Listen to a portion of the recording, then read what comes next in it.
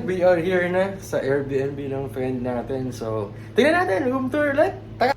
So, pagpasok natin dito sa left side, ang CR.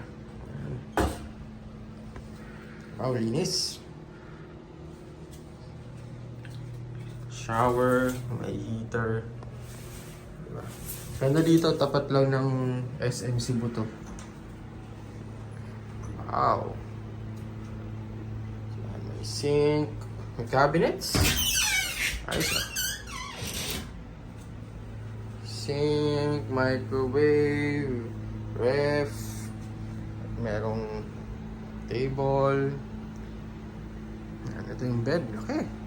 Ayan, syempre may aircon. At ano meron dito sa bintana na to? Uy, may balcony. At may upuan. Pwede tayo tumambay dyan.